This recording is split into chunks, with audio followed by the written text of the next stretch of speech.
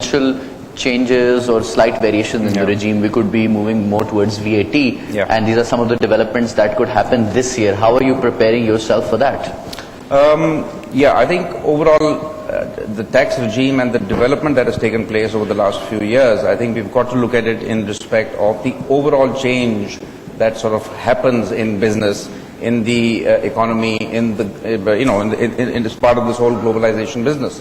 So I think the tax regime is always mostly playing catch up, whereby the businesses have sort of obviously gone much ahead, and then the tax regime actually follows. Nevertheless, in Pakistan's context, I think it's done a commendable job. The tax department takes a lot of input and a lot of support from the institute. The institute does provide a lot of advice as well. Now, with all these new taxes coming in, obviously we've had the income tax law, which was overhauled in 2001. We had the new, the sales tax regime came in a big way in the 90s, and now the VAT that's coming in. I think in terms of actually preparing for it, the VAT law itself is not very different from the sales tax law, in that you'll have a very similar input-output tax concept coming in. I think where the real difference between the two comes in is when the exemptions or the exempt sectors are actually removed.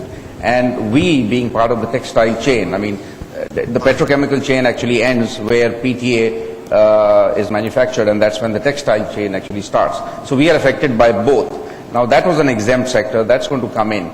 Obviously that's going to have implications. That's going to raise the cost of business if those exempt sectors move.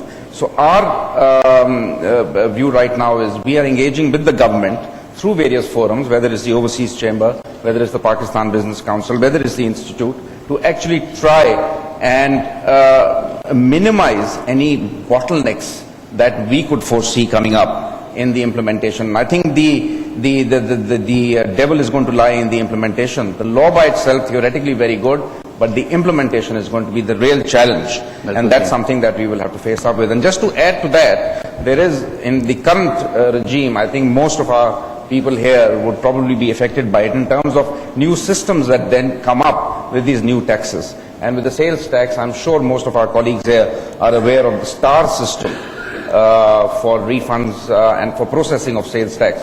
And the issues that that particular system generates in terms of the processing, in terms of the refunds, in terms of actually dealing with government authorities to try and arrive at some sort of a workable way forward. Obviously that means a lot of money for companies getting stuck up with the department for a long period of time, and you're just sort of sitting there because either the system is crashed, the system is not working, or the government is run out of money. This is even more critical during a time when the system is strapped of liquidity. Absolutely. So I think that there's a double whammy right now.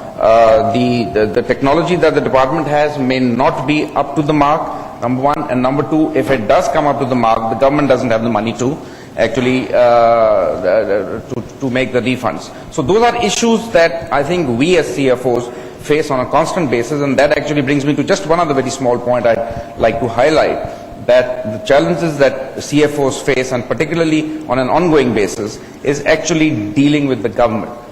I think on a very broad scale, that's another aspect that's coming into our role, as opposed to that being a role that only the CEO of the company does.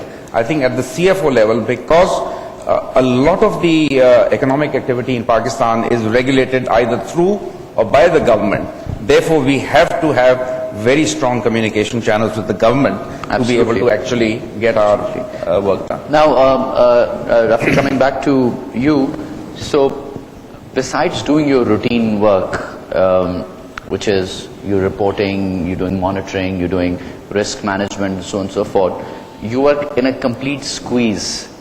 You're not sure how the oil prices will pan out, especially later this summer. Your borrowing costs are not clear to you. Your refunds are not going to be as speedy as they usually could have been. And the system is tight of liquidity. And your sector as a whole is marred by the circular debt. How do you survive and perform in this environment, especially in this year? Well, tough question. It's at times I feel I'm not a CFO but a project manager. And I think Yaqub may be in much worse of that feeling than me. Absolutely. But I think all the oil industry is in that boat. But I mean, referring to some of the previous points, what I've got on my plate, let's say on a weekly routine, is I have to go and check with the MD and the government relations manager, when's the last time you called the minister up, because we have claims stuck there. And then text with the tax manager, when did you last see the LTU head? And, when's our next meeting between myself and our tax partner to go and see the LTU? And by the way, why is this bank calling me? Better check with the Treasury manager, have we done something wrong? Because they better not pull our lines. So it's tough. I think you have to balance a lot of things that are not traditionally what you learned as being an accountant, that, I'm going to make the books, I'll report to the board, and I'll do the tax return and I'll go home. You're actually having to understand why is my supply 30 days stock or 45 days? What did supply do? Because you guys have taken away all my cash. You end up becoming a teacher to the rest of the business so that they understand the impact of their actions on their own company, and which will impact their own bonuses. So you're becoming a training manager at times. There's a lot of things that you end up doing, and then you step back at the end of the day and say, am I What's the my job CFO really? or am I the CIO? Or hopefully I'm the CEO, but I don't get paid like that. But what role am I doing?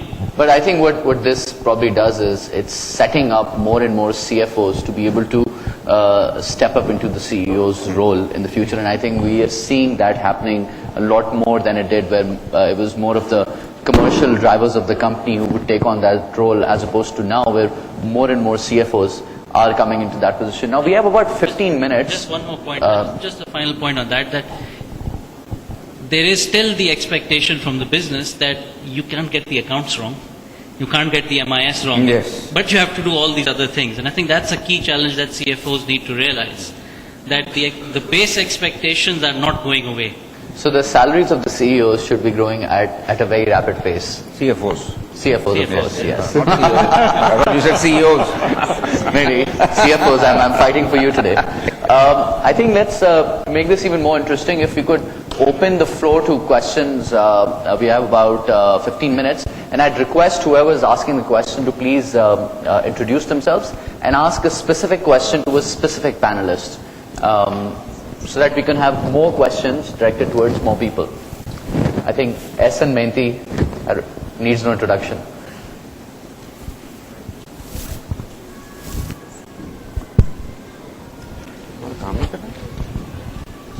Is this working? I'm glad we are having a lot of people from the petroleum industry over here.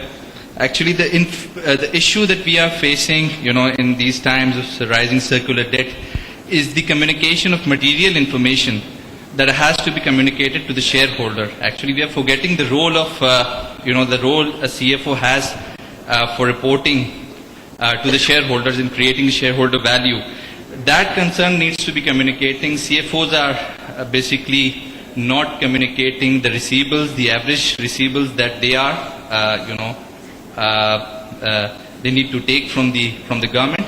At the same time, the second issue that we are facing, especially I represent the capital market, is the issue of benchmarking. There are many petroleum companies which are not in such of a problem that other companies are, especially when you go, especially reflect the commodity, the role that the companies play in commodity hedging. There are many companies that are making too much of losses, and the other companies are not making those losses. Especially I can quote the example of Petroleum. We can hardly see inventory losses in that company, but we do feel that companies like Shell and PSO are, getting those kind of hedging problems. So the strategies need to be clarified.